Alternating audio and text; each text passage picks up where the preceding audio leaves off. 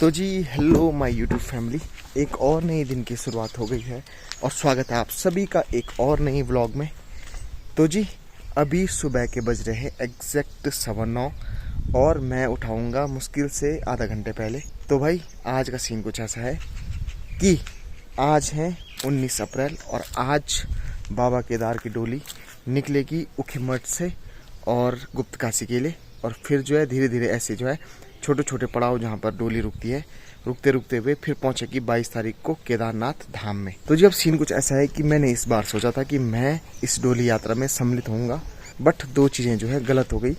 यानी कि मैं यात्रा में अभी शामिल नहीं हो पाऊंगा, मतलब होऊंगा शामिल आई थिंक अब मैं कल जाऊंगा। वैसे मैं चाह रहा था कि आज जब उखीमठ से डोली उठी तो उसको भी रिकॉर्ड करता, साथ ही साथ जो है डोली यात्रा में सम्मिलित होता। भाई चलो रिकॉर्ड करना तो अलग बात है, बट मैं आज तक मैंने कभी भी डोली यात्रा में भाग नहीं लिया था, तो मैं जाना चाहता था दिल से डोली यात्रा में। बट सीन क्या हुआ, एक तो पहली बात मैं आज लेट उठाऊँ भाई, मैं जस्ट उठाऊँ आधा घंटे पहले और वहाँ डोली निकल गई थी सुबह 8 बजे। और दूसरा एक और चीज़ है भाई कि आज मेरे थोड़ा सा जो है पेट में दर्द भी हो रहा है भाई, मेरे पेट भी ख़राब हो गया है। आई थिंक कल जो मैंने रास्ते में पराठे खाए थे वो शायद पुराने आटे का पराठा मैंने खा लिया था, तो मेरा जो है पेट वो ठीक नहीं है भाई। रात को लगभग तकरीबन 2:30-3 बजे जब मॉर्निंग में मेरे पेट में बहुत भयंकर दर्द हो रहा था, मैं बाहर आया, फिर मैंने वॉमिटिंग करने की कोशिश भी की ताकि मेरा पेट जो है वो ठीक हो जाए। और इसके अलावा जो दूसरी चीज़ है भाई वो ये भी है कि कल रात को, मतलब कल का जिसने भी मेरा ब्लॉग देखा होगा तो वो टोटल ब्लॉग भाई 38 मिनट का है।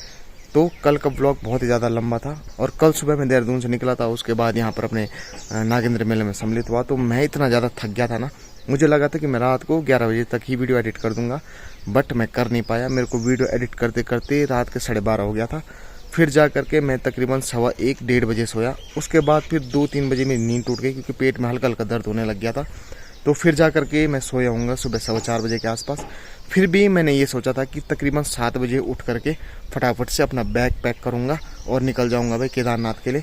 बट सीन ये हो गया भाई कि यदि मुझे केदारनाथ जाना है तो हबड़ा तबड़ी में मैं केदारनाथ नहीं जा सकता हूँ। मुझे प्रॉपर अपनी पूरी की पूरी किट रखनी होगी, यानी कि सारे के सारे कपड़े, अपने शूज़, अपने सारे के सारे जितने भी मेरे ये मोबाइल है, चार्जर्स है, मेरे पावर बैंक है, मतलब पूरा का पूरा बैग अच्छे से तैयार करके जाना होगा, क्योंकि वहाँ जा करके फिर जो है बड़ी दिक्कत हो सकती है भाई।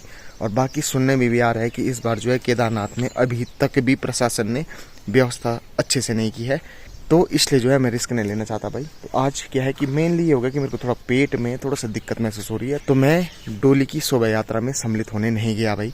वैसे भी मैं लेट उठा तो मेरे बस की थी भी नहीं, बहुत ज़्यादा थक गया था शरीर कल। जब तक आप आराम नहीं करते तब तक तो बॉडी चलती रहती है, एक बार जब आप आराम कर लेते हो तो उसके बाद पता चलता है कि मतलब कितनी ज़्यादा भाग दौड़ हो गई है। तो कुल मिला के अब प्लान ये है भाई कि मैं डोली यात्रा में कल जाऊँगा, क्योंकि आज आधे रास्ते तक जाएगी डोली और कहीं ना कहीं पे बीच में स्टे करेगी। मुझे नहीं पता गुप्तकाशी में रुकने वाली है कि खुमेरा के पीछे रुकेगी, इतना मुझे आइडिया है नहीं डोली कहाँ पर रुकने वाली है आज, क्योंकि मैं भी कभी डोली यात्रा में गया नहीं हूँ। तो कुल मिलाकर बात यह है कि केदारनाथ की डोली यात्रा में शामिल होने के लिए मैं अब कल निकलूँगा अपने घर से मॉर्निंग में। आज मैं क्या करूँगा कि इवनिंग को जब हम शाम को वहाँ जाएंगे ना नागेंद्र मेला में, वहाँ पे क्या होता है कि हम लोग जाएंगे वहाँ थोड़ा देव नृत्य करेंगे, साथ ही साथ जो है वहाँ पर जो है पूजा पाठ भी होता है, साथ ही साथ मेला देखने भी जाएंगे। तो मैं आज क्या करूँगा कि वहाँ से जल्दी आ जाऊँगा, जल्दी एडिट करने के बाद कल अर्ली मॉर्निंग में जल्दी से निकल जाऊँगा घर से और डोली यात्रा में शामिल हो जाऊँगा। आज तो अब पॉसिबल है नहीं क्योंकि मैं लेट भी हो गया हूँ। वैसे मैं जा करके जो है आधे रास्ते से ज्वाइन हो सकता हूँ, बट मैं सोच रहा हूँ भाई थोड़ा सा आज जो है रेस्ट भी कर लेता हूँ। और इसके अलावा जी आज अभी मैं जा रहा हूँ भाई नीचे अपने खेतों में, यानी कि मुझे लगा था कि पापा मम्मी जो है वो चले गए अपने अपने काम पे, बट फिर मेरे को ध्यान आया आज तो संडे है। तो बात ऐसी है कि पापा और मम्मी जो है मुझे बिना उठाए भाई निकल गए थे खेत में हल लगाने के लिए। तो मैं क्या कर रहा हूँ कि अभी बना रहा हूँ चाय, रोटी और नाश्ता पैक कर रहा हूँ और नाश्ता रोटी और चाय लेके जा रहा हूँ भाई अपने खेतों में। वहाँ पर मम्मी पापा हल लगा रहे हैं, उनको ज्वाइन करता हूँ, थोड़ा सा पापा की मदद करूँगा, थोड़ा सा हो सके तो मम्मी की भी मदद करूँगा और साथ ही साथ उनको जो है नाश्ता भी खिलाऊँगा भाई वहीं पे खेत में।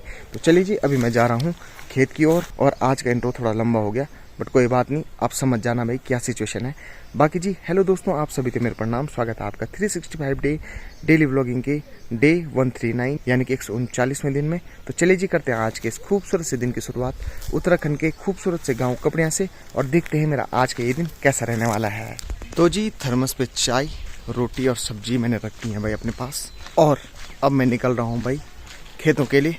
आज मम्मी पापा जा रखे हैं नीचे डंगेड़ा में। मैंने कॉल करके पूछा था भाई कि कौन से वाले खेतों में आप, तो पापा ने कहा कि हम डंगेड़ा में हैं, तो आ रहे हैं तो आजा। तो पापा मेरे से कह रहे थे फोन पे कि तू ऊखमठ नहीं जा रहा क्या। मैंने तो इसलिए नहीं उठाया ताकि तू पहले रेस्ट कर ले फिर निकल जाना।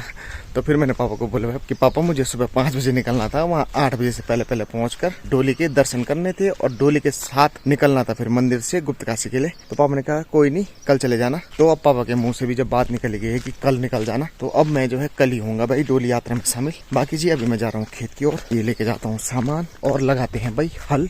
और आज जो है फटाफट निपटाएंगे ताकि दिन में ज्यादा धूप ना लगे। और वैसे भी भाई आज मौसम पूरा खुला हुआ है, खतरनाक वाली धूप लगेगी। और अब से मैं गांव में हमेशा फुल बाजू के कपड़े पहनूंगा भाई जब भी बाहर निकलूंगा, क्योंकि मेरे को इतनी भयंकर टैनिंग हो रखी ना, मैं इतने टाइम से घर में था मुझे पता ही नहीं चला। जब मैं देहरादून में गया जिन जिन दोस्तों को मैं मिला, जिसको भी मैं मिल रहा था वो ये कह रहे थे भाई तेरे तो हाथ भयंकर जल गए कि, तो थोड़ा सा जो है स्किन केयर भी करनी ही पड़ेगी अब। तो जी जस्ट अभी मेरी 2 मिनट पहले बात हुई भाई अपने दोस्त अंकित राणा से, जिसका गांव पड़ता है भाई खुमेरा में। तो जो डोली यात्रा जाती है ना बाबा केदार की, तो वो उनके घर से होते हुए जाती है भाई, यानी कि जहाँ पे उनका घर है उनके घर के चौक से निकलती है डोली। तो मैंने उसको कॉल करके पूछा भाई कि आज जैसे डोली निकल गई है तो आज रात का डोली का स्टे कहाँ पे होगा और तुम्हारे घर कब तक आएगी डोली।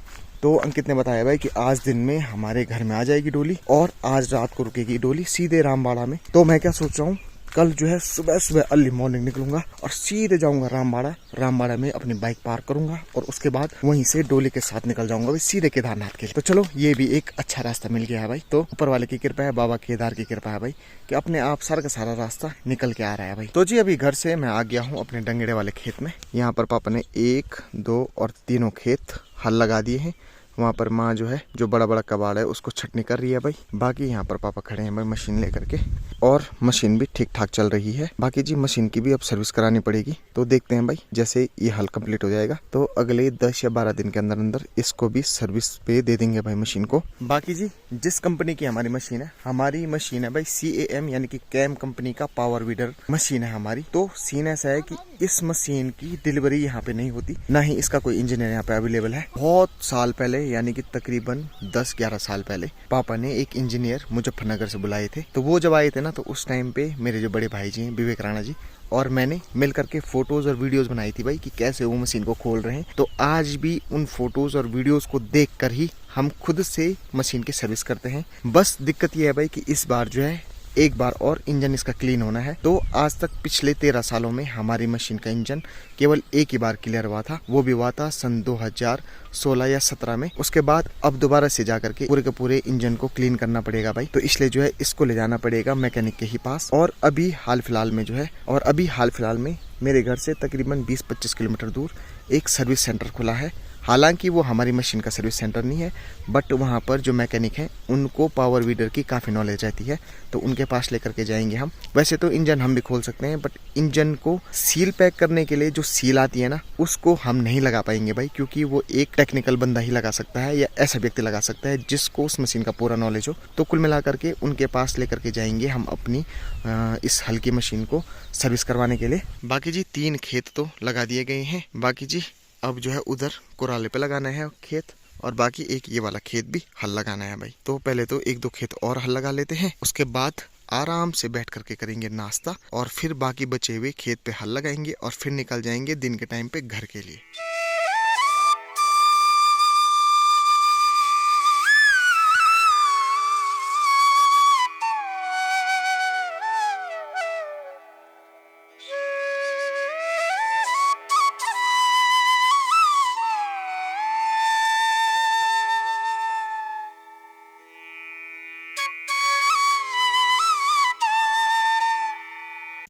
तो जी ये था आज का लास्ट खेत जिस पर अभी हल लग चुका है और अभी ऑलमोस्ट 11:30 होने वाला टाइम।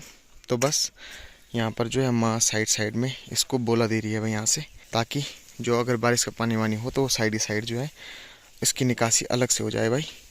बाकी जी बस अब जो है अपना पूरी की पूरी मशीन को हम समेटते हैं और निकलते हैं भाई सीधे घर के लिए। One eternity later. तो जी दिन में क्या हुआ कि सुबह के टाइम पे हल लगाने के बाद तकरीबन 12 बजे तक हम लोग घर पहुंचे थे। उसके बाद सबसे पहले तो भाई पापा ने मैंने थोड़ा आराम किया, फिर माँ भी आ गई थी घर पे, माँ ने भी थोड़ा आराम किया। उसके बाद खाना पीना बनाया, उसके बाद हमने स्नान ध्यान वगैरह किया और उसके बाद फिर जाकर हमने खाना खुना खाया था और फिर ये लोग तो आराम कर रहे थे, बट मैं बैठा हुआ था सिस्टम पे, क्योंकि मैं कल केदारनाथ के लिए निकल रहा हूँ। तो मैंने सोचा जितने भी पेंडिंग काम है वो सारे के सारे जो हैं आज ही निपटा दूँ। तो बस जी अभी शाम के एग्जैक्ट बज रहे हैं 4 और जो हमारे यहाँ खानसौड़ में नागेंद्र मेला चल रहा है तो उसकी टाइमिंग है इवनिंग 2 PM से लेके 5 PM तक। तो मैं 2 से 4 तक तो जा नहीं पाया, बट यहाँ से वहाँ मेले में पहुँचने तक मुझे लगेगा तकरीबन 5 मिनट का टाइम, क्योंकि मैं अपनी बाइक लेके जा रहा हूँ। आज मेरे साथ कोई दोस्त है नहीं, जो गांव के लड़के थे वो सारे पहले जा चुके हैं। मुझे काम करना था इसलिए मैं घर पे रुक गया था। अब मैं अपनी बाइक स्टार्ट करता हूँ, निकलता हूँ नागेंद्र थोला के लिए। तो जी इसके बाद अब आप लोग सीधे इंजॉय कीजिए और आशीर्वाद लीजिए भाई नागेंद्र मेला में हो रहे थलू का।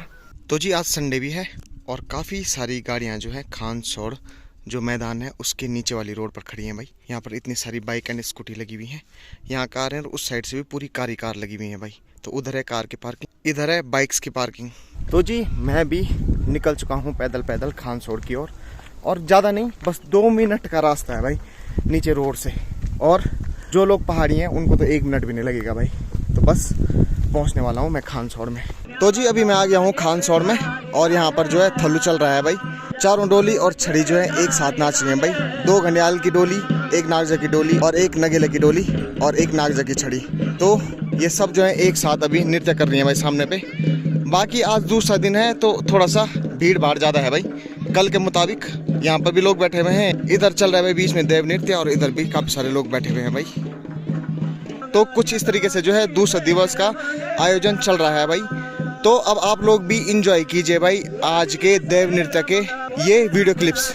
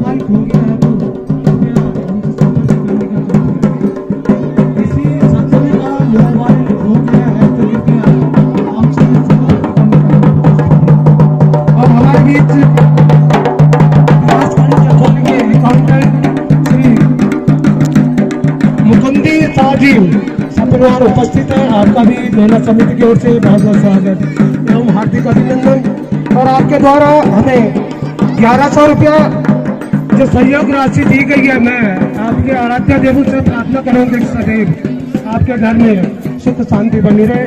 और मैं हमारे बीच श्री अरविंद पवार जी जो भी विकास खंड में कार्यरत है, आपका भी बहुत बहुत स्वागत। और हमारे बीच श्री मोहन सिंह चौहान और अभी प्रताप सिंह नेगी जी जो कि एक बहुत ही अच्छे सामाजिक कार्यकर्ता है, आप हमारे बीच में उपस्थित हैं, आपका भी बहुत बहुत स्वागत। और मैं कल के कार्यक्रम के बारे में आपको बता दूं कि कल विभिन्न स्कूलों द्वारा जो यहाँ पे छात्र छात्राओं के द्वारा जो यहाँ पे रंगारंग कार्यक्रम की प्रस्तुतियाँ दी जाएंगी। तो मेरा आप सभी भक्तजनों से अनुरोध है कि कृपया आप अधिक से अधिक संख्या में उपस्थित होने का आप कष्ट करेंगे।